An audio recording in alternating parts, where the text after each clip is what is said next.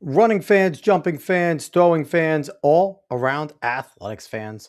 Welcome to Talking in Ovals. How is everybody doing out there on this Thursday, February 26th, 2026, episode number 180? For those keeping score at home, yes, it isn't our normal Monday. Yes, it is Thursday. But Monday, we kind of had some weather here in the Northeast. We were all getting beat up. So, considering Dave was out of power, I was getting a foot of snow. We decided, hey, we're going to work it another day. We talked with our guest. We figured out today's the best day. So, we appreciate everyone that is here watching, wherever you're watching from, whether it is YouTube, X, Facebook, Twitch, or Kick. Make sure you smash that like button, subscribe, follow, all that good stuff. And then go find us on the socials at Talking in Ovals. So, also, anyone noticing something's missing? My partner in crime, Dave, isn't here currently. We all know Dave is right on time. Dave's here. What's up? I was just about to tell everyone that you're not here and why, and here you are. I made it, man. Just got back from meet. I'm surprised you aren't like huffing and puffing that you didn't sprint here. Listen, man, it's been a long day, but duty calls, man. Yeah, absolutely. So, Dave, I'm happy you made it. So my partner in crime is here. I'm a happy guy. Dave, how was the meet? Was it good? Yeah, man. A lot of young kids ran, a lot of PRs. That's what I like to hear. So last Monday, we had a great time talking to Coach Brian Prendergast again. It was always fun to have him on and talk to him about Manalapan success and things like that. Definitely go back, give that a listen. He is a wealth of knowledge. He's a ton of fun to talk to too. Just he's the best. Awesome personality and everything. So, and obviously a great coach. And we thrive off of New Jersey greatness. Sure. And we are continuing to do that today. Let's go. Because honestly, I feel like between your amazing New Jersey class and all your friends and all the people I competed against in like the class of 06, 07, 08, we could honestly make this show infinite. And the individual we have coming on is one of the best female runners to ever come out of New Jersey. Let's bring her in.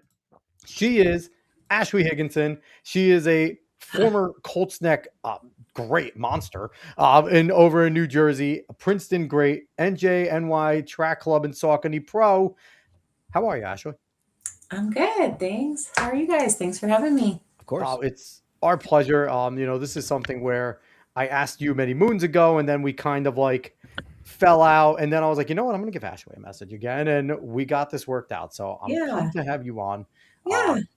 Like I said, we competed around the same time, and it was always one thing where obviously you were on a team.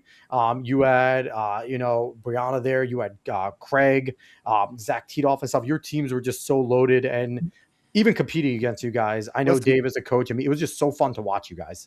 Colts Neck has carried it on. Coach Slench does an amazing job with those guys. They're always ready to go. Yeah, I'm a memory there now. I mean, we've had Lily and some other greats coming since then, and it's funny every time you go online and you see like on this day, and then on this day is starting to be like 17 and 20 years ago. It's a little scary. So bad. It's so painful. I'm going on 30 years ago when I was in high school. So. Yeah. So Dave was already coaching while we were competing. So that's we're good. I'm old. It's okay. It's okay. So as is our tradition, we want to bring on some PRs. So let's do that real quick. As always, Coach Figueroa. We have our Michiganders over there. And funny enough, Ashley, you're in Michigan now. So that's cool. It's in your neck of the woods. Maybe she can tell us where these places actually are, because we read them and we have no idea where these places are. Sometimes yes, sometimes no. Grand Valley is an awesome. Grand Valley, we've actually heard of. Yeah. So let's go to Coach Figueroa, as always, coming in. Said he had a great last meet of the indoor season at Grand Valley State University. Came away with not only a bunch of PRs, but their girls 4x4 won the meet and qualified for New Balance Nationals with a time of 4:05.10. Awesome. 4:05's running, man. That's right. 4:05's cruising. Next week indoor state, and then prepare for outdoor. So let's get going. We have a nice list here. So 4:05, that's like 61 point per girl on average. Yeah, in high school, that's cruising. Yeah. So let's get on with it here. The ladies, 11th grader Lucy Cross in the 60 ran at 8.03. 12th grader Charlotte Steele in the 200, 27.36. Macy Gable, sophomore in the 200, 28.95. And Ashley, you'll laugh at me with some of these pronunciations. That's like the best part. Dave leaves it to me because I suck at some of this stuff. 11th grader Abby Luckman in the 800, 221.09. A 9th grader Lydia Dwyer in the 800, 222.46. And now on to the 9th grade cruising. Good on for the gentleman. Ethan Ferguson, 10th grader, 800, running a 201.78. And Dave, real quick aside, how many times are we seeing the same names here? Like, I freaking love seeing so many of these names just PR, PR, PR. That's just, hey, man, it's good coaching. Yeah, great coaching and things like that. So another 10th grader, Matthew Laporte, 800, running a 2.10. Get underneath, Matthew. We have a 6th grader, Milo Bernick, in the 800 at 318.07. Young lady in the 32, Kaylin Pinkowski, sophomore, running a 12:56.67. And then back to the gentleman in the 3200, Landon Rogers, a 12th grader, running a 9:23.52. Let's go, Landon. Sagoda, 9th grader, in the 32, running a 12:11.92. Mason Rogers, another 9th grader in the 32, a 9:49.18. And then as a freshman, that's good running, man. Good running. And a 6th grader, Milo Bernick, 3,200, 15:13.39. So, as always, congrats to our friends in Michigan. Let's go. Coach Soroa. And Ashley, as you look at some of these times, have you looked at some of these high schools and just how friggin' fast all the men and women are running? Yeah, just everything. Everyone is fast. Everyone is so fast. I'm glad. And then you hear, we got out at the right time. Yes. But it's funny because then you hear all of us old timers like, it's all the shoes. They got faster tracks. That they have everything. They got better training. They all care about their diet. Have you thrown up any of like your PRs from high school up opposed to like what they do at mocks and what they do in nationals and see where like, because you're a national champion across country and the Foot Locker and stuff like that. So have you like looked at it and been like, where would I have placed? Do you do that every once in a while? I mean, maybe more in, like sometimes the college numbers, they do that for you. They just show you and it's like, but no, I mean, you have like 6 girls now in the state under 450. Yeah, that's crazy. It's just crazy. But that's why I feel like one time someone said this once, they're like, the times won't matter. That's why you don't go run time trials. That's why you go learn how to win. And everyone is going to remember you won NXN before it was the national championship it is now and was a team championships, but we won't say that. I can just say I won NXN at whatever pace I ran it at, and that matters. So it's important to race. Winning, losing that. So we are, you know what it is? We talk about it often. Like everything has just become like kids are satisfied running fast times, but not even placing well. It's just become times because that's all that colleges look for is times. Like they don't care if you won anything, how fast have you run, and it's getting crazy with all these roster limits. It's like you don't run like 4:10, you're not getting into Rutgers. Yeah. Well, just talk to Nicole. So my dear friend Nicole Trainer is the coach there. Yes, she is. Yeah, she is. Awesome. You can get an in. I've got an in. If you want to talk to Nicole at Rutgers. Yes, we do. Of course we do. Well, we had Bobby Farrell on because he went to Tom Javise and then I went to South. He's the head coach, but I mean, she's doing a great job. These kids are running. Nicole on. Absolutely. Yeah. Absolutely. Sure. I mean, it's just, I don't know. Rutgers should be good at track, so I'm excited to see them growing and kind of adding, and it's been a good program. Yeah, they get better. Gags was there, so we have like yes, he was. Gags was there, so I have a huge, and I went to law school at Rutgers, so I have a deep love for Rutgers, even here in the Mitten, where I'm a Spartan fan now. So how was that roll with the fact that you're a Princeton alum and a Princeton great and you have love for Rutgers and Michigan and like the Spartans, like you're kind of pulling your loyalties everywhere? A little. I think that, I don't know, Princeton is its own separate, like they're not a big, to have like big football. We live like listen by the stadium and things like that. So it's kind of fun to be in a big football town. I don't know. When I went to Rutgers, the law school's in Newark, and growing up, I don't know that. But isn't it crazy how like you had to go to Michigan to get that big time football when Rutgers and Princeton played the first ever college football game? I have a sweatshirt that said that. Like it says Rutgers beats birth of college, and then which I just think is a great line. Everything there is Rutgers, the birthplace of college football. Yeah. But Yeah. Princeton, and Yale the was games always over fun. there are so fun. I went Yeah. to a football game, I guess, right around when we were moving. Like they moved into the Big Ten, but growing up, it just wasn't quite They like were that. Big So East. Yeah. they've Big done a East great growing up. job with all of that. I know They the have. Big Ten's tough, but it's fun to see Rutgers in there. Agreed. Do you try to watch Rutgers when they come over and play Michigan State? Because Michigan Oh, State's been in a big rut for the last like 6 years, 7 years. It's been tough on Michigan State. And what, football? Yes. Yeah, football. They haven't listen, Rutgers has beat them twice in 6 years. That's not a good look. No, it's okay at this house. I'm always going to root for Rutgers over anyone else here, but I'm more of a Spartan than a Wolverine. Now that I live here, we've So crossed. do you if you're still in touch with Craig Forries, do you fight with him about that at all?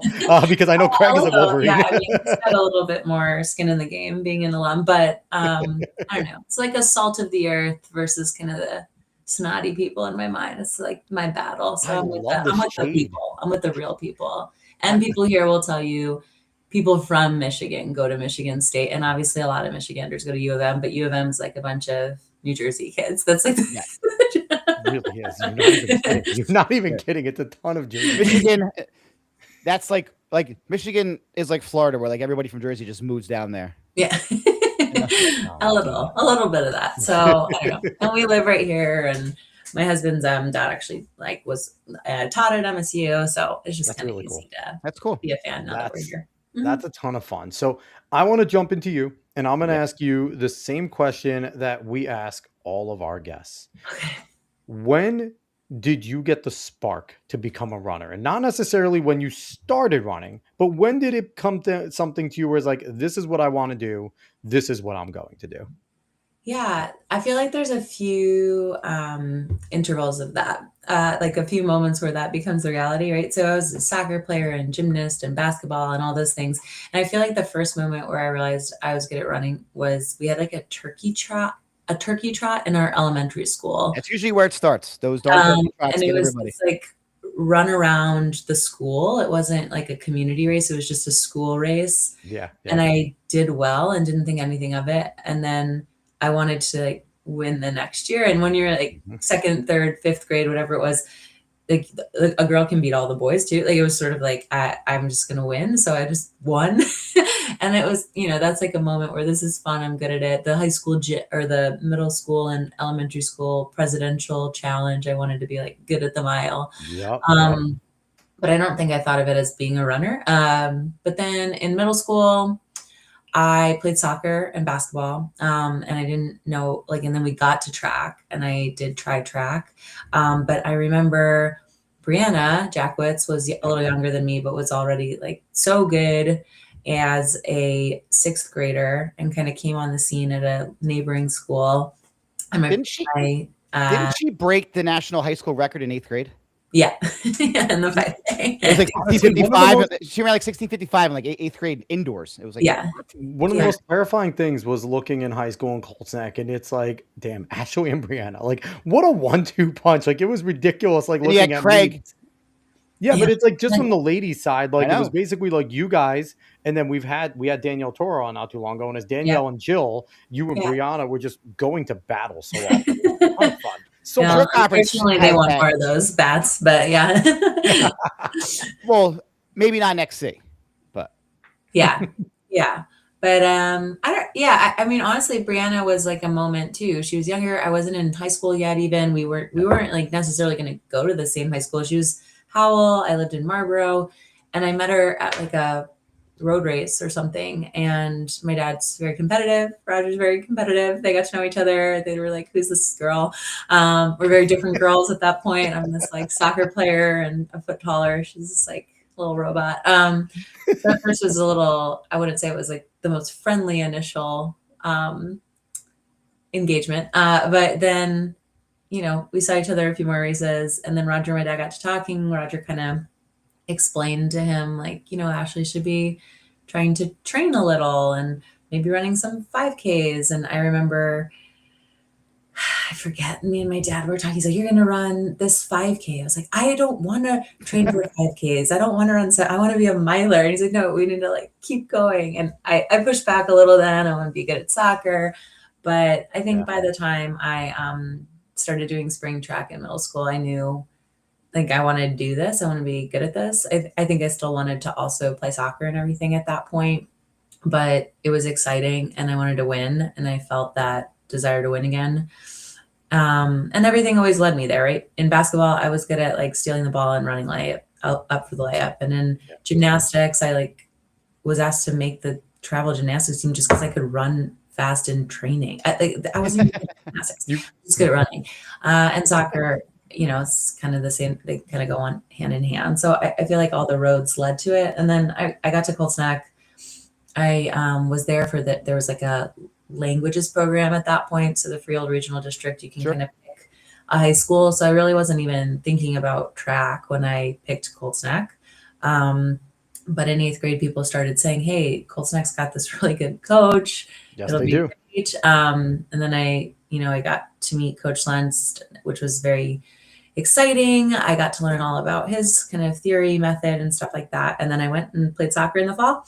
Didn't think anything of it. But by the time I came in for indoor track, it's just like immediately found my people and felt very comfortable, like that this was the right place for me, and not even wanting to be good at running, just like I found my people, right? And so then you get excited and invested in wanting to be better and make something together. And that kind of sealed the deal a little bit and never really looked back from there. Yeah, that's awesome. And you know, it's like the one thing, Dave, and I know you'll attest to this too. So many stories are so different on how we get to this point of like the spark and wanting to do it. A lot of soccer, though. I will say a lot of So soccer. were you a midfielder? Because most of our distance runners are midfielders too, because they could run forever. I was everything. I feel like for the longest time I was a sweeper, but I don't think that that's like necessarily the position I should have been. It was just more our team. Probably should have been more of a stopper where you had a little more freedom to roam around. Yeah, so I was center half and things like that. But then in high school, the coach wanted me to be right wing, so I changed around. But I liked being in the middle. Did you run cross country from sophomore year on? Or did you play soccer again a sophomore year? So you just played soccer the 1 year, and then obviously you had success in the winter and spring, and you're like, all right, I guess I'm a distance runner now. Yeah, and you see, more and more people with torn ACLs on the sideline and those kinds of things. And it just kind of made sense for me. My colleague, like my closest friend that was my grade on the team with me, Kristen O'Dowd, did soccer for a little longer, but she eventually gave in and joined our cross country team too. So what are some of your favorite memories going back from 8th grade up until your fantastic pro career? Like you had, out of a lot of like runners and stuff, especially like I said, you're one of New Jersey's, you might not realize it, but you're one of New Jersey's best female runners. Like you come out of there, you are a Pan Am champion, NACAC champion, 2-time silver medalist over for our nation. Like it's awesome the things that you accomplished, and you're wicked fast. Your PR is fantastic. So what are some of your favorite memories from the start of running? High school, college, pro, etc. Gosh, I mean, there are so many. I'll try not to talk too long. But this is all about you, young lady. Talk about yourself. Brag. Just, like, there's a memorable, right? So I guess favorite memories and memorable. I remember my first race, indoor track at the Armory with Schlentz. I came with him to run the mile. We drove up together. He told me what he wanted me to do. He explained to me it's not like middle school. You can't go out really fast and then die in the third quarter. He's talking to me and coaching me and telling me we warm up and do circles around the Armory. And then what do? I immediately go out way too hard. I die really bad. I get upset about it. And I think like this coach is going to make me feel better. And instead she's like, you did exactly what I told you not to do. You are never Good job, coach. Good job, coach. I love that. And then from then on, him and I were in alignment and I never looked back. Focusing on Coach Lentz, and like, that's a good coach story. And then I'll talk team story. He just like made me buy in, right, to the lifestyle, to the whole idea of it. As a young runner, just got so excited and nerdy about planning our plan and about envisioning how I'm going to do X at the end of the season all year long, and learning and strategizing and envisioning that. And he just has such a skill set for really allowing an athlete to be patient in what they can become, and having goals that are very step by step, and not getting too excited at any one time as the coach. And it's just critical. And especially when I don't even know what I don't know about what is what I'm capable of, or what will really need to be the next phase of my training. And I think we're losing that a little because 100%. not that I couldn't be informed at that point, starting to have diastat and stuff, but I didn't have the influx of information that kids have now. And so there's just a trust with him. And Sure. I don't know. I think just that initial coach moment with him was such a moment for our relationship that continued on. But he made it fun, he made it exciting. He created a culture, and that's just such an important part about Schlens. Real quick, do you think that we're losing the art of learning how to race? Because I saw Nikki Hilt said this week, she was asked about like, running times, and Yeah. her response was, I don't care about times. I just want to go and compete. And I don't care if I go out and win a slow race or a fast race. All that matters is that in that last 50 meters, I have a chance and I'm going to outkick people. And I thought, like, you get so few athletes that say that. I feel like you have Nikki, you have Marco Langen, who just talks about going out and winning. And Yeah. I think Jakob's that way. And I think you have your best that are still in that mindset of, I want to race. Cole's in the race mindset. We had Sinclair Johnson, and her and Nikki are creating a fantastic rivalry. Yes, like, they are. and they're going to push each other to like the top of the world with those two, the way that they're going. Yeah. But do you feel like that moment that you had with Schlentz, like you said, is being lost because now kids can just go and it's like, all right, we're aiming for this race. I see so many kids with my PR. I'm going to go and try and get a PR instead of, okay, let me get in my heat. We all have a similar PR. Let's go out and race and run fast together. Well, there's also so many races that are just set up to run fast. Like there's Yeah. all these like, Or like that. miles, like there's all these time trial type of races that were like, you don't have to go there and place. It's created just to go there and run fast. They got pacers in high school. Everything is just created to just run fast and not the art of learning how to race. We used to have last chance for that. Like that was always what last chance was right before your big meets. And now last chance is every freaking meet. Like, yeah, that was definitely starting, for me. And then maybe this is a good kind of Peter is it right. So then I'll go to my college coach. I'll do friend memories too, but Peter in college, like I go from Schlens, who like forms this love of running for me,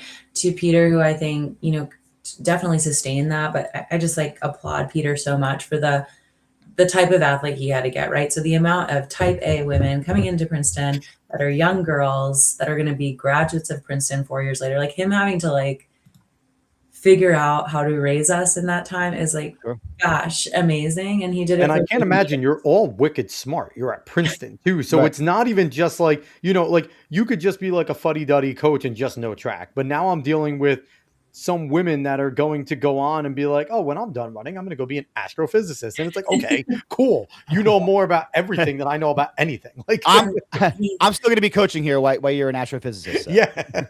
And gosh, I mean, I was at his retirement party and it's like 4 He's decades a legend, man. Women. He's a legend. He's a legend. And it's just incredible what he created, right? And so with him, I think it was this moment of him like helping us fine tune that, but also like helping me just grow up to the idea of like becoming who I want to be and like honing kind of the more fully formed version of what that looks like, and then still finding the joy of running in that. And so he was such a like stickler for the idea of, no, we're not going to Washington for you to run fast indoors. You're going to either do it or you're not. And we had our opportunities in fast races to do it, but he believed so much in racing and wanting to figure out how to race. And that's what we were taught and trained. And then, I guess dovetailed with being a teammate, like our cross country team was very much a pack team. But I think for him, that was so important as well, because at the end of the day, it takes a race to make teams to win championships and all those things. And so I do think that is getting lost a little bit, and that's sad. I don't know how you fully gain it back, because at the end of the day, you need times to get into these races, right? It kind of like perpetuates itself. But I do really admire that. I think you eliminate pacers. Well, unless you're a part pro. of it now, I think unless you're a pro, you don't get pacers. I think part of it now too is, like all of our state and county meets, they're all at the bubble, which is a great place for what it is, but you're not running that fast in the bubble compared to Ocean Breeze. So like people skip their local meets to go chase times, which it just is where we are. Like Homedale has these wonderful meets all spring where it's just miles. Like they go Yeah. and they play music, and it doesn't boys and girls run together. It's all on time. You just try to run your PR, and it's cool and it's fun.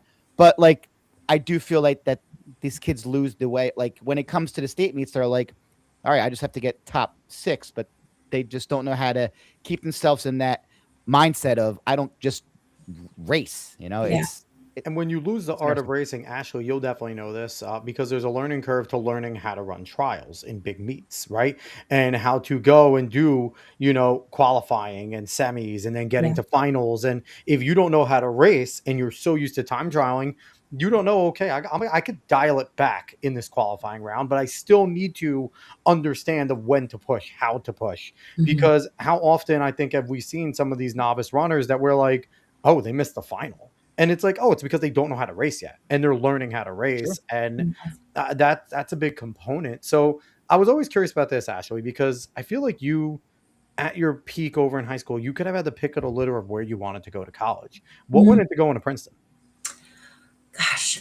So I think it was a combination of things. At the end of the day, I don't know when I was choosing where I wanted to go to school that like running was the reason I wanted to go somewhere. I think that I picked a great program for running anyway. Our team was Yes, great while I was there, but at the absolutely. end of the day, like I grew up, my mom immigrated here from Poland. My dad's a fireman, and I had opportunities that none of us thought I would have because of running. And so I It's thought it would pretty be big. really foolish to not think about that um, above everything else. And so for me, that was the number one way of looking at where I was going to go to school. And so we looked at Georgetown, Villanova, Princeton, Duke, and I mean, all of those schools also had great running programs. So it was Sure. just Yeah. a great combo. But I don't know that I That's was really running was obviously a piece of it. But sure.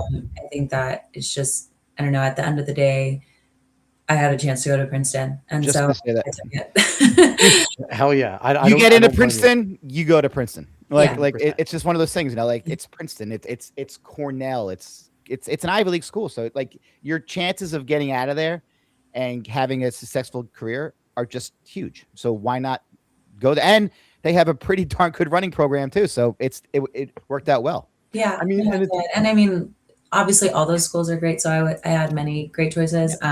So for me, I did have my little type A spreadsheet of things where when I went on my visits, I had scores for food and for Sure. the team and for what I did on Saturday awesome. and what the dorms looked like. And I added them all up and I thought about what I might want to study. And it did really actually win in that grid, power grid as well. I don't know if you asked my dad, That's amazing. when he saw the difference level of potential funding that came with any of those schools, he might have put a few more points in buckets that I didn't put them in. He's like, you and I have a different list here, girl. Yeah.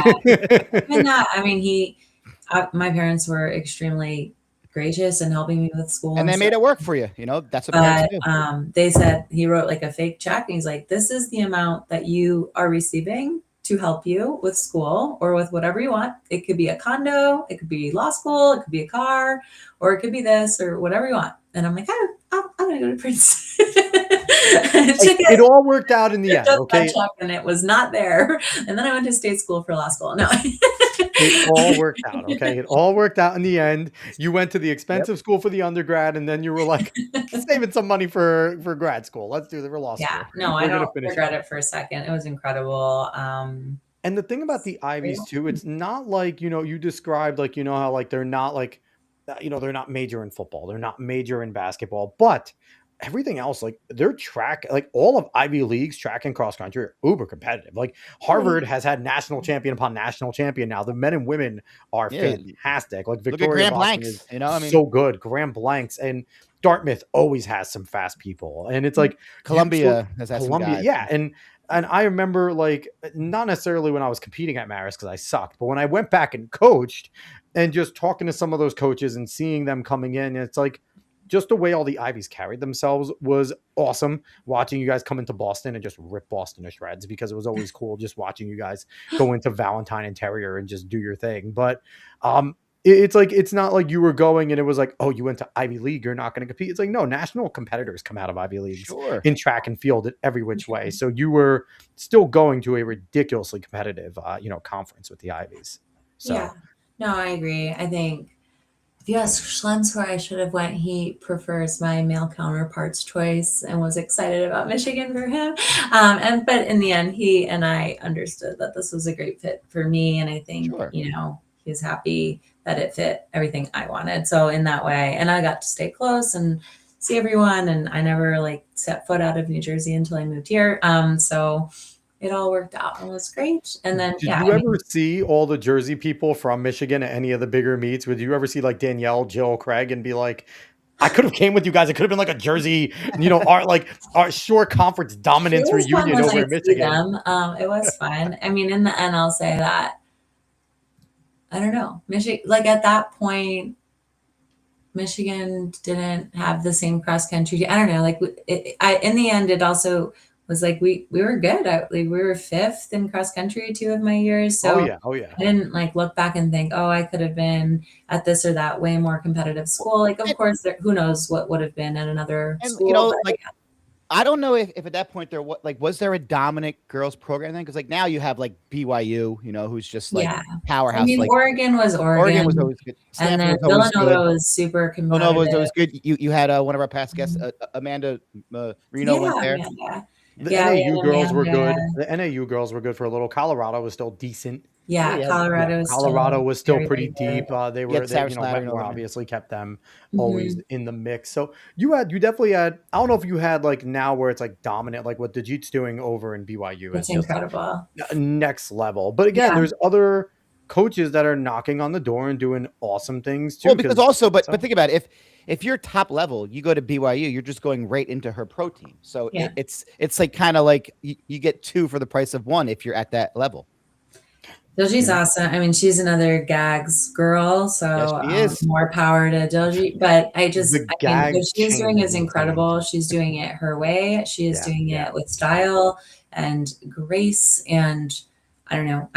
Watching those girls is incredible. And she's just as tough as any guy would be on those. And getting the men to buy in too, right? It's not only not only with the women, she's getting the men to buy in as well. Absolutely. On the pro side, I mean, the men probably still have Eddie Eyestone probably. They have Coach Eyestone, but I'm pretty sure it's not like that. I can imagine Coach Eyestone and Dajit work pretty closely together in terms of their program. You would hope. Daddy. I'm like her biggest fan from across the bow. If she hears this, I'm like the biggest fan there is. I think we're all fans of Dajit. Like I really do think like we're all looking at it and just going, "What we've had." You just see her passion. We had on Megan Hunter. Right? Megan Hunter. We had Megan Hunter come on the show. 158. Did she just run a 157? I think she just ran something real fast. She might have. But yeah, Megan's a monster. But what they're doing over there is great. But back to you, Ashley. We got done with your collegiate memory.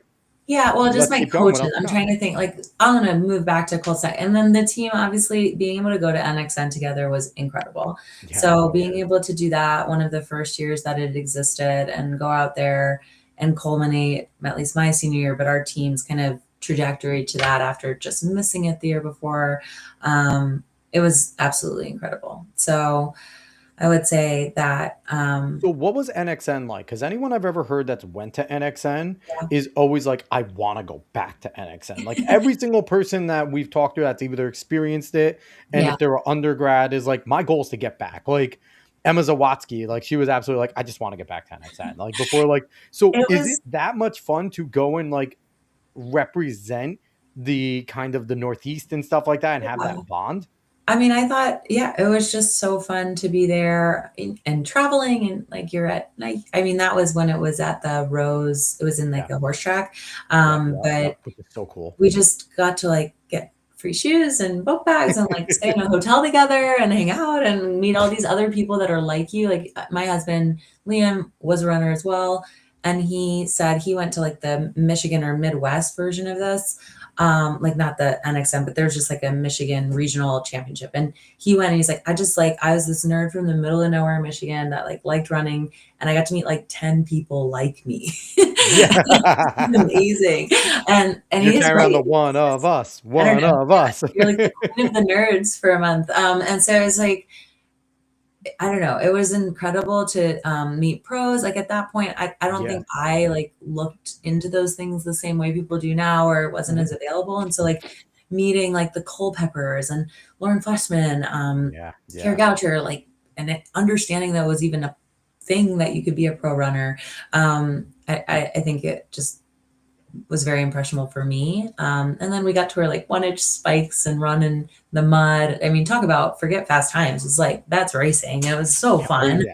And then, I don't know. That just was for sure the kind of, I don't know, Ruby on top of I them. think you're muted real quick, Dave, but I think it looks like it. At Foot Lockers, when they do the teams, well, now it's not Foot Lockers, was it Brooks, whatever it is? Yeah. When they do the teams, instead of doing the fast times, they should do like the overall weighted GPA of all the teams, because everyone in cross country is an AP nerd. Like distance runners are all in AP classes, so they should also compare like the weighted GPAs currently of every single one of those teams, because I guarantee across the board it's going to be over 4 with all the APs right now. Like, I think that would also be interesting. Get that one kid the regions. One kid only with the 3.8 is like a loser. Who's this kid in general ed? Who's this kid? Get him out of here. You brought us down to a 4.06. We had a Get out of here. We had a 4.2 before you were on the team. No, but I mean, you actually just brought something well, because from doing this show, we met so many pro runners, and what an amazing community that this sport is. Like, they're so wanting to just be a part of something and talk to you and share their stories. Like, we've had such an amazing time reaching out to all these pro and old like Jersey runners. Like, it's just a beautiful community. Watts 2 weeks ago, like, that was incredible talking to Coach Watts, and obviously 4x4 world record holder, gold medalist. Like, I'm in my living room talking to these people. It's like, it's crazy. It's a ton of fun, and and I think there's a difference between someone like yourself, because it's like I've always said, like, individuals like you who have achieved a lot and have like been successful, you guys still have a fire about you. Like, there is still something. We've talked to Dave Waddle, we talked to Johnny Gray and Julie Cully, and it's like, you guys, I still feel like, have supreme confidence that if I got on the track today, I can go run my PR. Like, it's still there. Like, you could still see that burning. Like, we're like, some of us, like Dave and I, it's like we were fast in high school once. That's about it. But it's like you could still just see like the competitiveness. Because in people that have done it. It's because awesome. It became a part of your guys' lives. This is what this was your job, was to get as fast and fit as you could. I like moving, and then moving from Princeton to Gags' group. Like, I was still surprised that anyone wanted me to run professionally, and so when I joined that group, I definitely wasn't like shopping pro groups, right, or doing any of those things. I was like going to go to law school, and so then I took a year off because I got hurt my senior year of college. Got connected through Bobby Gordon actually to Gags, and then Gags and Peter knew each other because he had a few, Nicole Teeter, Cac Farrell, and then me, I think, go through Gags's program. And so I show up, this guy's yelling at the Rutgers track at my future teammates, and I was just kind of settled on it. It was like the perfect fit for me. I got to stay near my family. I was so thankful for NJNY existing, where you could be near your support system. You could be where it feels good for you. You could like have a part-time job if that's what suits you. And so, I mean, that was awesome. I'm one of many beneficiaries to Gag, so I'm never going to say that what we had was so special, and he has had, just an abundance of success and amazing people that he's changed their lives. But I'm obviously one of those people, and I met my husband on that track, and I made some of my closest best friends there. I got to go to the World Championships because I trained with him, right? So it did become a lifestyle again, and kind of jumping back in. It's almost like a little bit of a back to Schlens feeling of, I think I explored and broadened my horizons at school, and then having a chance to really remember these are my people again and kind of jump back into that lifestyle as a pro was really wonderful. And I'm so thankful for that time. I'm so thankful Gag figured out how to train me, and Tommy Nohilly, who now is down in Georgia, trained me in the steeple while I'm like in law school and doing maybe the opposite of the things they wanted their pro runners to be doing. But it worked out great. That program was awesome. And I'm really thankful to have been part of it. And we had a great time. We lived Were out. you there with Julie and Aaron Donahue and them? And not, yeah, Aaron for a little bit. I joined when, or Robbie Andrews was yeah, there. Robbie was there. Aaron was there for maybe a year of my time. She had a little bit of an injury issue, but Julie was kind of right when I jumped in. That was the year she made the team. So she was my training partner. Then my now sister-in-law, Delilah, was really the reason I joined that team, to train with her in the steeple. Like, that opportunity was kind of huge for me. And Nicole Tully from Villanova was there. And so, yeah, I just jumped right in. They all lived in a house in Clinton. I had an apartment, but I eventually went out there with Kate Grace, and we lived in a condo together. Which is just so funny to think about now. Kate was like just starting her pro journey, and obviously she's transcended to great heights. And so, yeah, I don't know. Looking back, we were just kind of such baby runners still again. But it's really incredible to think about what we did there. Don Cabral joined us there. So yeah, I mean, we had huge success with that group. Yeah, that was lightning in a bottle. And it was funny when lightning in a bottle. It was crazy how good you guys were. It was funny when we had Julie on, because she made it a point. She's like, it was NJNY. It was New Jersey first. She's like, that's the way that it had to be, because there were some people from Jersey on that team. Did Mike Rutt run with you guys at all? Yeah, he was there. Mm-hmm. It was our first guest ever on our show. Really? Mike's awesome. What a great guy. Dr. Rutt now. Dr. Rutt to Rutt, you, sorry. darn it. Dr. Rutt. Dr. Rutt, yes. Sorry. But yeah, you guys, honestly, like that group, and I feel like it's funny too. Like, it's NJNY, and if you want to go be NY, go run for Nyack, right? Like, it's like go away if you want to have NY first. But it's that group, like I said, it was like it was lightning in a bottle, because it was like, it's hard, and especially then. Like, now we see it more common with like Brooks Beast has still been strong, and On Running, and those groups are really strong groups. Empire is great what Coach Troutman's doing there. That group's only getting stronger. But it's like, you didn't see as many groups and as deep as you guys were on the men and women's side, right? Sometimes it's a little focus on one end and heavy, but you guys were just so big. How much of that was Gag's kind of being polarizing too, where it's like, I get to go run for Gagliano? Like, it's like, was there part of that where he was the allure for a lot of people, just getting the chance to train under Gags? Yeah, for sure. I mean, I think that he was intentional after working with Reebok Enclave and Nike Farm Club. Like, he really wanted to not have a marquee sponsor. Like, at first, that was really important to him. And I think that was to our benefit, right? So no one else, Delilah's running for Puma, I'm running for Saucony. We just want to live here. We want to be here, and you're going to be your best where you're comfortable, where you've got your people, your team.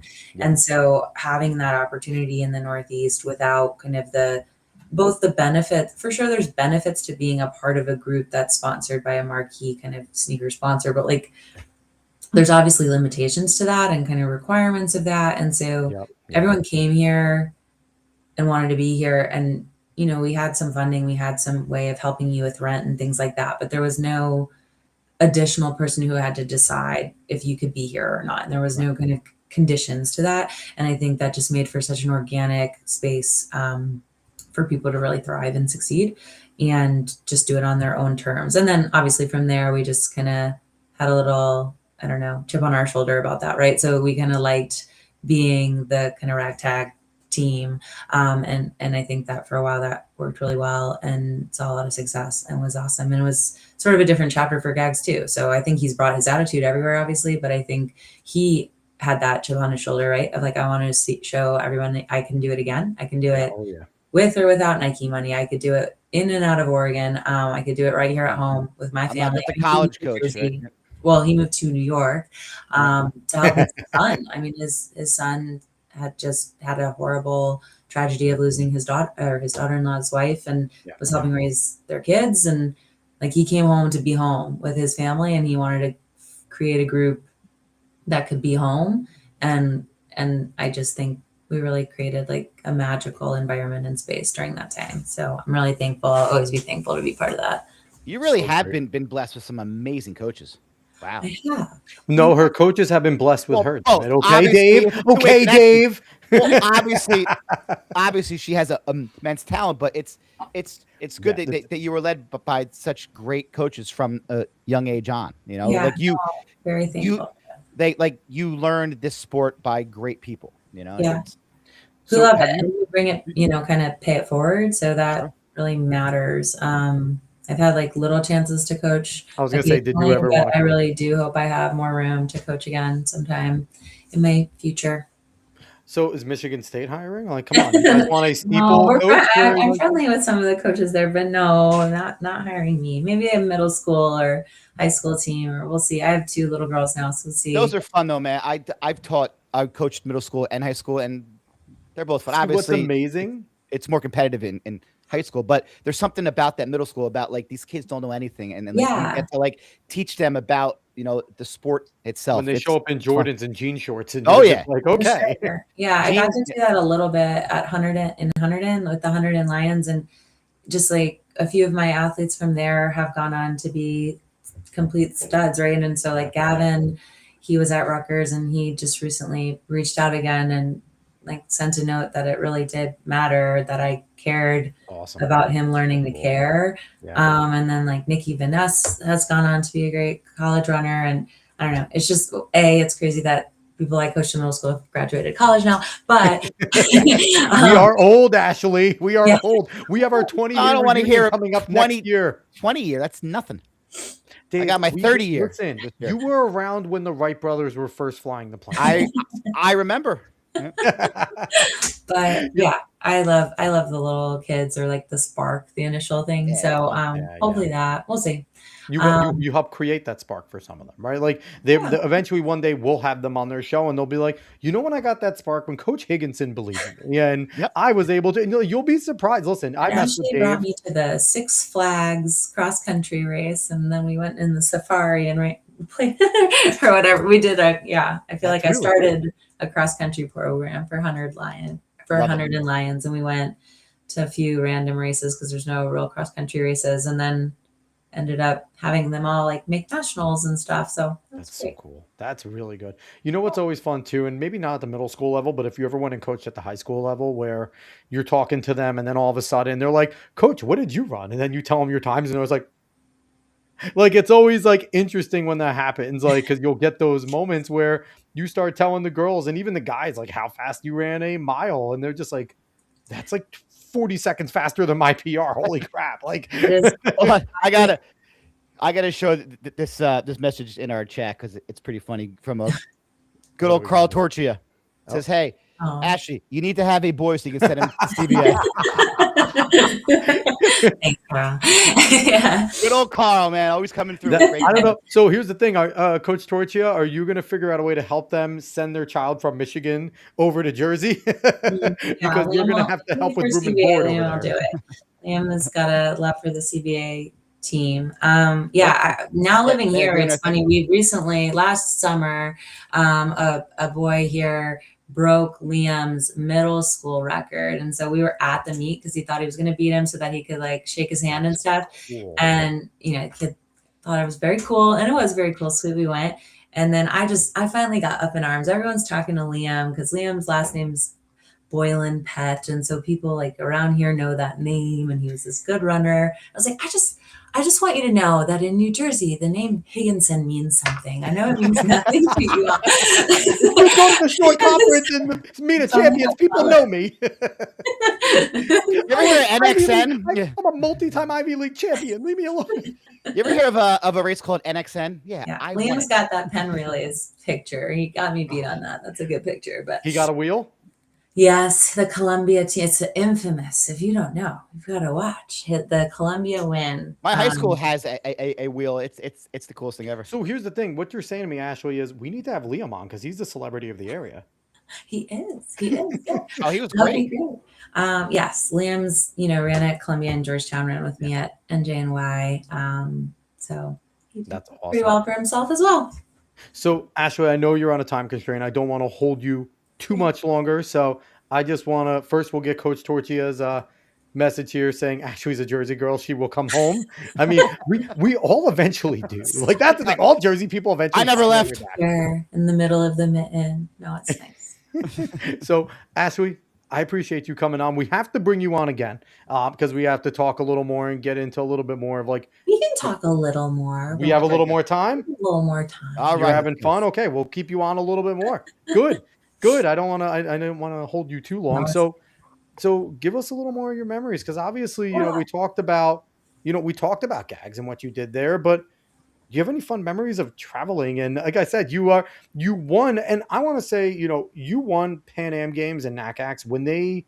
I don't want to knock anyone that wins it now, but they're back 15 years ago. They were still a little bit more pro heavy than they are now in terms of more elite talent went there. Not knocking anybody now, but there's, like we've said, there's so many more races.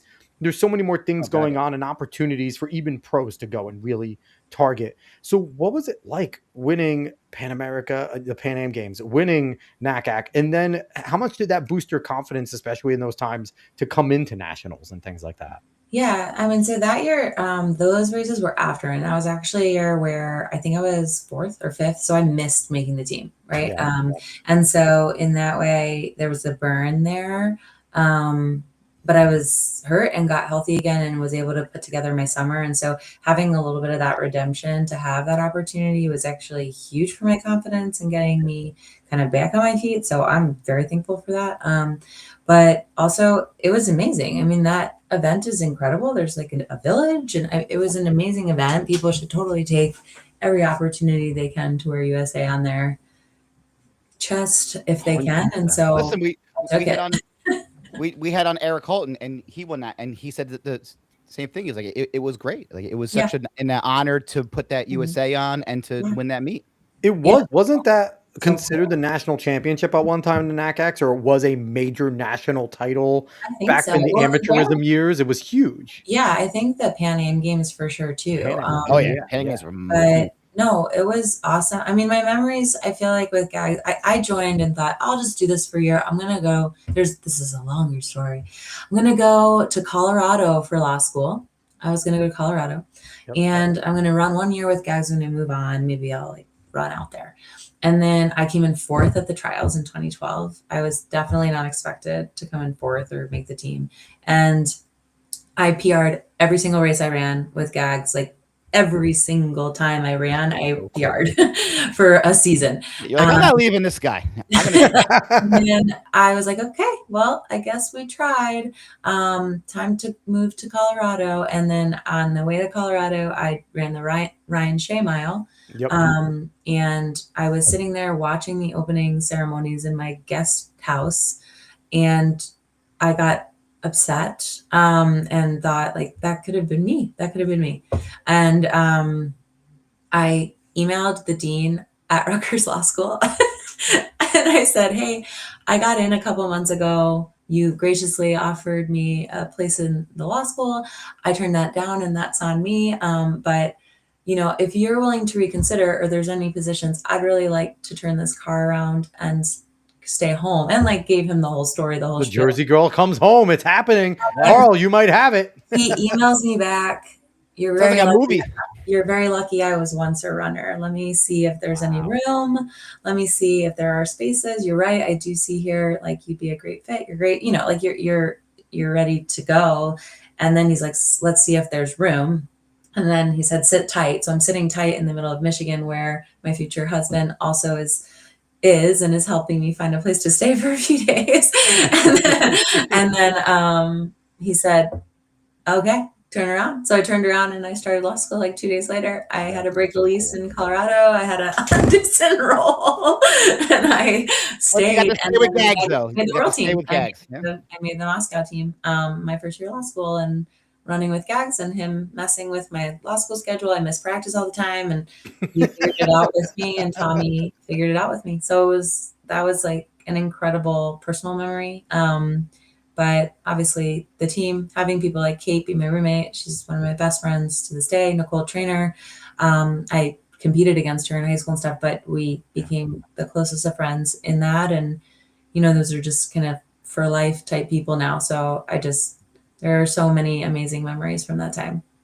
It's funny too, because there is something about like Jerseyness, and especially from the fact that like I competed around the same time as you, as Robbie, as some of the other New Jersey runners. So it was like as you were running nationals and things, obviously they're on TV, and it's like I'm over there yelling at my screen, watching you do the steeple, like, come on, Ashley. Like, it was just so fun to just, and the thing is, I think it was weird, and I don't know how it is now, but at that time in the shore, even though we were all super competitive, we all saw each other every race. You know what I mean? It was like the shore conference, we saw each other, we knew each other.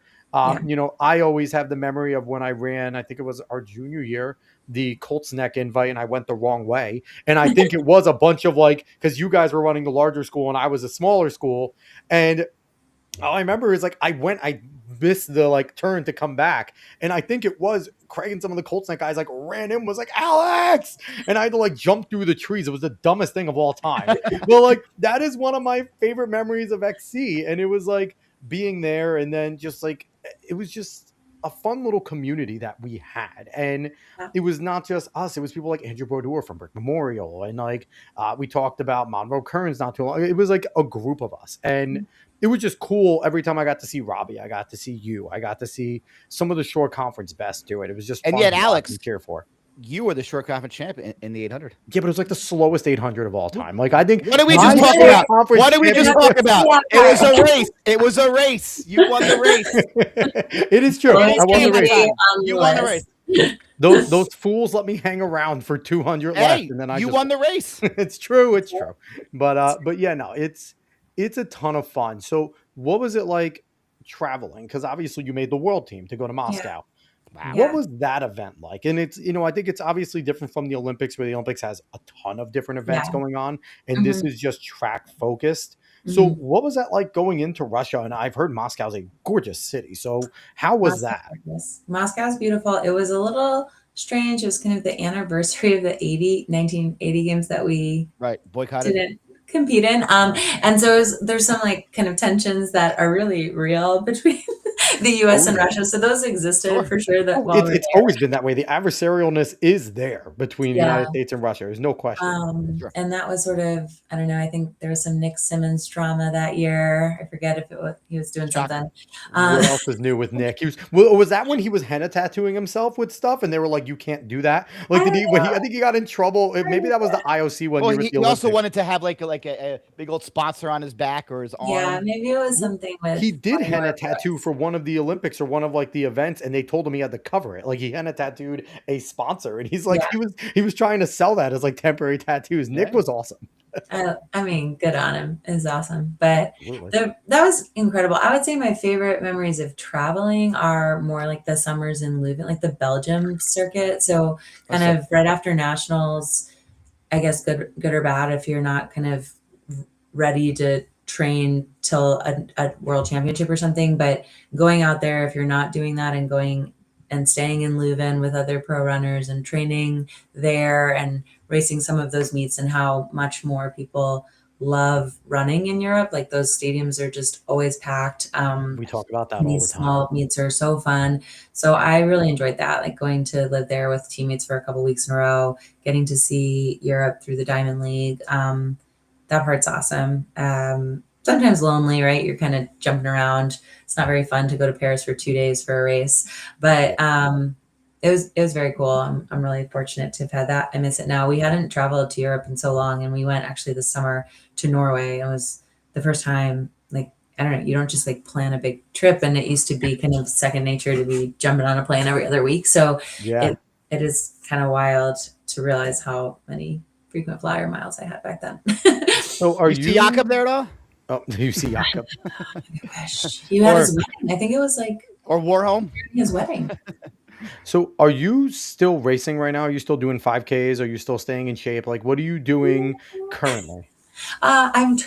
This is week 1 of my marathon build-up. Let's go. Let's do it. What marathon you run? A 3-mile tempo today. Bayshore. So I run the Bayshore half marathon every year since I've really moved here. A friend lives on that. It's this beautiful part of northern Michigan. She lives on one of the peninsulas, and she's the sort of mother of our running group here, and convinces us to do all kinds of things, and has created this tradition for us. So we always run the half, and then we kind of go to wineries and enjoy the rest of the day. And the half sells out very fast. And they reminded me to sign up but I am the delinquent person in the group chat and I didn't sign up and it was booked. And so I have to run the marathon instead because I can't sign up for the 10K. You got to sign up for the marathon if you yourself are the reason you're not in the half. It's like that's your punishment. You punish yourself. That is the type A in you, though. That is the because I didn't do it. Now I have to overachieve. Like in that whole group, like, hey, any of us miss it, we ain't going 10K. It's your fault. Get your butt up to the marathon. That should be like fantasy football punishment. That should be it. If you get last, lose you your have to go run a marathon. So now I'm running the marathon, but a few of us are. My sister-in-law's graduating with her PhD, and she's going to come out. So hopefully, I have some motivation to. Is this your first marathon ever? It is not. So I actually ran the Grand Rapids Marathon in 2019 and made the 2020 trials. So I have a fairly legit marathon under my belt. So you have a PR to chase. So you can make. So you have a PR so you can make the 2028 trials. No. You're like, the funny thing is she says that and all of a sudden she's gonna go run a ridiculous time and be like, so gags. No. I ran Grand Rapids because I wanted to see if I could do it. I qualified. I went to the trials. I did train for it. I got to 16 miles. I saw my husband and I saw the bar that he was in front of, and I stopped and continued the rest of my day from there. That's incredible. That's the best story ever. So that's fantastic. We'll see how this one goes. This will just be fun. But we always have like I think we've done a good job of having more fun traditions, like finding ways to be competitive with ourselves. Like with both Sophia and Zinnia, when I had them, I tried to run a mile as hard as I could every month their first year of their life to see if I could break 5. And I unfortunately didn't either time, but I got to like 5:04 with Sophia. Awesome. And so that was kind of fun. And then Liam, we have a ridiculous tradition, which is I always train for the turkey trot, but then I cook dinner. We always have people here. And then the tradition that started with Liam's brother and the Columbia boys, they have a whole thing. But now it's sort of just Liam and this one other guy that do it because all of the rest of them have grown up, I guess. I don't know. And good for Liam for not growing up. I cook. I prepare dinner. We all hang out. The family hangs out. He has some beers. We have some beers. And then after dinner, but before pie, he has to run a mile as hard as he can. And every beer is a 5-second handicap. So it's a real balance. That might be worse than a beer mile because you're mowing dinner and now you're like trying not to throw up a ton of turkey and you're already tired from the tryptophan. That's torture. Right. Plus every beer is a 5-second bonus. Yeah. So it's like I'll just drink more beers. Yeah. So this has been now a tradition. It's now been like a decades-long tradition. We have a friend here who's a track coach who has helped him along and races him. We had the Battle of the Decades this year. It was a 40 versus 30 battle. Unfortunately, Liam lost that. There's an arguable asterisk. He lost the foot race, but he did have more beers. So what was the I'm talking times here. What were the times? Because I want to hear them. Oh, you got it. I feel like I do think it gets I don't remember. But you're telling me you don't have an Excel chart? It's impressively fast. Like I think they run like 5:16. Really? I would have expected you to have a chart of all this stuff every year. Little do we know, she doesn't want to show us, but if she gets up and opens up her closet, there's actually a big chart there that she keeps. That's a 5:16 after beers and dinner. That honestly, you guys should put that on the internet more, and that should be an internet phenomenon. That everyone after Thanksgiving dinner, everybody should have to go on a hard mile. Dude group phenomenon, but it is start awesome. Some like Strava, like dinner beer mile around here. It's a local legend phenomenon because I drive behind them because it's not safe. So the brights on while they're running. And then this truck drove up next to me. We live kind of in the backwoods a little bit here. And he drove up next to me. I'm like, who is this guy? And I look over and he rolls down his window. He's like, is this the Boylan Pet Mile? So apparently it is known in local circles. That's so good. He told me 5:17 this year, but then I think it was a 50-second handicap.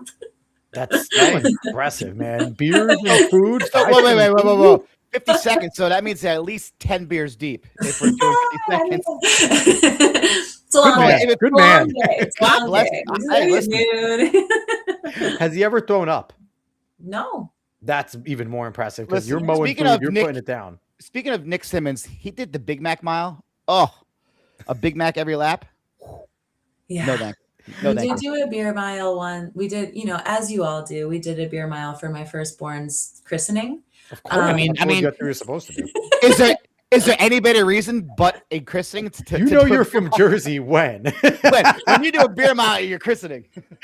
But yeah, I don't know. We were trying to keep it fun. I think Liam and I talk Sure. about that a lot. We're both very competitive. And I think, I don't know that I've lost my competitiveness, but Oh, you obviously haven't. I hear just the way you talk about it. You Oh, definitely yes. haven't. It's more internal though. I don't know. Like, you know, like kind of going down the street and out kicking someone, it doesn't have the same feeling as like setting a goal and trying to meet it still Sure. and kind of having Yeah. fun with it and finding like the friends and the community along the way. Like I found a whole new group of women here, and like at this stage in your life, like I'm a lawyer now, I'm busy, I have kids, like so waking up at 6 a.m. and having friends to run with and a social life and people who want to run a marathon with you, like that's what, you know, going back to the beginning, like that's what it's about, right? So it's just cool to find those people again moving here and finding a whole new chapter. And it's going to expand as your kids get older, and if they eventually do competitive sports and things like that, and you're now involved in that, and you know, it's like not in a way of living vicariously through like you have to do types of things, but it's just enjoying their successes with them, right? Like I coach both of my daughter's soccer teams, and it's just a ton of fun to watch them when in any of the kids that I coach, and you obviously experience this, Dave does, when they succeed at something you've been trying to get them to succeed at and they haven't been able to do it, and all of a sudden the genuine look of happiness as they turn around and look at you because like you accomplished that together, and it's like I didn't do anything, I'm your coach, but we work together, and when it's your kids that do it, it's even extra special. And you're going to get there too, especially like I think my older one, I think she's a runner. Like we went and we just went to our local track and I just did like a few laps, and my wife is not a runner, so she like jogged, walked, and she's like, I hate you for running all the time. And my older one is just like trotting around the track, good form already. And I'm just like, how many laps have you done? Because I was doing like 2.5 miles, and she's like, I did like 3. I'm like, we got to put you in some races. Like she was just kept running. Like the fact that she didn't walk, I'm like, you got to race. Like she turned 8 today. I'm like, we're going to get you into some races. So, but I mean, you'll get that again. You'll get that. Your competitiveness will be for them when they do sports. Like you'll be like, that mom yelling. Right. Do your kids know about you and your husband's success? Do they care, or are you just mom? They're too young. I think they're too young. I don't know that they'll care one way or the other. I think it's like a cool thing. Like my folks didn't run. My siblings are a bit older than me, but they didn't run either.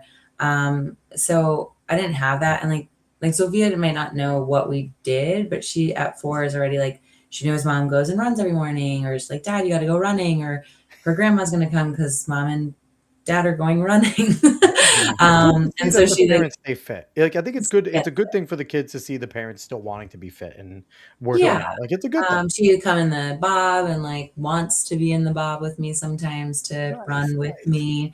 So things like that. She's starting to do little 100-meter sprints at some of the 5Ks. Very cool. But I don't know. I think for me, it's whatever it is. It's like finding a lifestyle thing. It matters a little bit, and so I hope she can find that, just like her people, her community, a lifestyle, and stuff like that. But hopefully, it's running. So the last thing that I want to get to, no, you won't be too mad if it's soccer. You're a soccer player too. But the last thing that I want to ask you, and I want to get your opinion on this, being, you know, a former pro, high-level competitive runner, Keely Hodgkinson just put out a post, and it's gotten some mixed responses. Okay. So I want to know from your perspective, do you think that females should have male pacers for world record attempts? Do you think that like, I'll give you my opinion real quick. I think that there are so many fast women now, especially the depth. You don't need a guy that can, you know, in an 800, the difference between what she's trying to do with the 153 as opposed to how many guys are running 146, 147. I think there's so many fast women out there that they could do it, and it could be women doing it together more than having the guy. Like for me, I just want to see the women accomplish it without a dude that can go and, you know, run it no problem. Yeah. How do you feel about that? I mean, I tend to agree. Like, I just think there's someone, there are plenty of women out there that can help you along to the 650, 700 of that 800 or 750 of that 800, right? So I think that's right in that way. And that's kind of cool.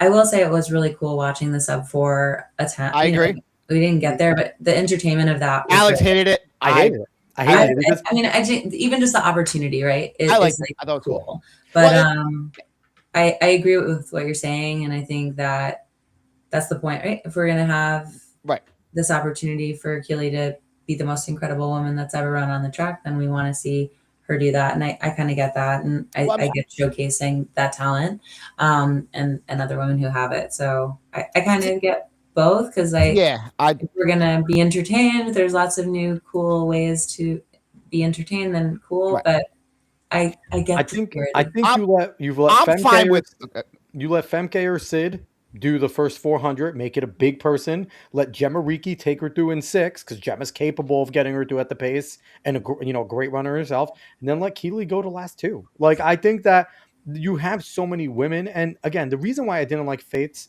number 1, she was never going to break 4. Okay. Anyone that knew running, 407 to 4 flat is, that's a lot. Anyone that knew running saw it. And like the way they were hyping it up and everyone there, I'm like, why is everyone trying to lie? Like Faith Kipyegon is incredible. I think she is going to be the closest woman to get to 4 for a long time. I don't think there's any woman because she's going to run sub 405. I'm convinced of that at least. But 7 seconds in a mile is a ridiculous jump. And then to have, like, for me, again, there were so many things about it. Like, about breaking wind, right? A vortex of men were around her and she couldn't do it. So, like, I don't know. I would still have liked to have. I don't womp womp, but I don't mind it. Show. Yeah, exactly. Like I don't mind it if it's something like that. Like, this is the only purpose of this race. Yeah. But I would not want to see male pacers in, like, a big time, like, maybe any other race, but like that thing. There were 2 women there that did nothing. I think maybe that's also what annoyed me. There were 2 women there that were behind her. They were behind her the whole time. It's like, what? Like, pace her. Like, I don't know. Like, if the men were there to kind of just like stay behind her to kind of give her that trail group so that she feels it. Yeah, I think, and then with the women leading her through, I think that would have been awesome. Like. But I don't know. Maybe I'm just a jerk. But it's like I just, and again, the pomp and circumstance is great if she runs a 401 or a 4 flat. Yeah. Like, this is, and people are going to look at our sport and go, well, that's the problem. Is that like, I had people at work. They're like, I watched this thing, and they're like, it wasn't even close. And I'm like, but we got to try something as a sport. We have to try to market ourselves in any way possible. So I didn't mind it. I didn't mind it, again, because the whole purpose of that was that. Like, I wouldn't want some world championship. Well, we're going to have some guy pacers. Oh, yeah. By the way, also, Nikki Hiltz agrees with me. The lights are stupid. I've won the best female miler in our country. Thinks the pacing lights are stupid. They're not for you, though. They're for the fans. The best female miler in the country. Right. But if you're watching on television and you're like, I know that those lights are the world record, you get excited as a fan watching, like, where are they? Like, Ashley, how do you feel about the pacing? They're headlights that they're behind. I don't like them in high school. No, I don't think I really ever had them racing, so I can't like speak to them. But I think I would have liked them if I was trying to run a time. Mm-hmm.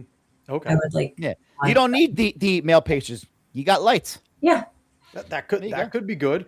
Or, they could just put like they have like the giant ball in Vegas where they do the holograms. Just do a hologram pacer in front of Keely. That would be ridiculous. Big well. Do the hologram of what I don't even know where she was from. The woman that has the record. That's a big hologram because that is one of the strongest women I've ever like. But the problem is that the world record in the 8 is by someone who everyone knows was on steroids. So it's like, hey, let's. So I think Keely just kind of wants to get this record and say, hey, like, it's 2026. We don't need all that stuff. Like, I'm going to be the mean person where if she does it with men, I'm going to not count it. I will not ratify it on talking in ovals. No, I will. I will ratify it on talking in ovals. So you don't have to. Oh, man. But outside of that, Ashley, thank you for spending some extra time with us. We appreciate it. This was awesome. Thank you. I appreciate it. It's fun to talk track. Thank you for making me feel relevant tonight. Relevant. Girl, you are relevant. Okay. We can bring, I can bring your name up at the Meet of Champs in 2 weeks, and people are like, oh, Ashley Higginson. Like, that's the thing. I don't think, like, it's so funny talking to the elites, right? Like you guys, like we've had this experience of talking to, the blessing of over 180 episodes, talking to so many fantastic elite athletes. And it's like, you guys only compare yourselves to who's ahead of you. Like you guys don't realize you're like that you were in the top but I only got silver at nationals. And even though I made it to Moscow, I didn't win. And it's like, okay, you made a world's team for America, right? Like one of the hardest teams in the world to make worlds for. So it's like you are clearly one of New Jersey's greatest runners that we've ever had. And it was awesome. And I'm happy that you agreed to come on here. It was great to, talk some nostalgia and stuff with like short comments and things. No, it was great to see you all. Always good to take a moment to enjoy New Jersey. I'll leave you all with this. I went to a wedding this past weekend with my husband's family from Michigan. And we were all out there dancing. And then Bruce Springsteen came on and everyone left the dance floor. And I'm so deeply offended. I'm not a Bruce fan. I started asking everybody what was going on. I was so offended. So having this moment with some Jersey people after a horrific display this weekend, that's had me question a lot. It's appreciated. Listen, you got the boss. I'm not a Bruce fan. I'm a Bon Jovi over Bruce fan. That's fine as long as you're dancing when Born is on. Hey, listen, there's so many great jerseys with blue eyes. Obviously, Frankie Sinatra, Bon Jovi. Like we can go down the list of amazing singers from Jersey. Whitney obviously was incredible. Whitney Houston, Lauryn Hill. Like listen, New Jersey has the best of everything. I don't care what anybody. Everyone hates us because they envy us. That's it. They hate us because they hate us because they ain't us. Exactly. And I really do miss bagels. Yeah, real bagels, right? Real bagels and pork roll. I'm in New York. We don't have pork roll. Ugh. It hurts. But on that sad note.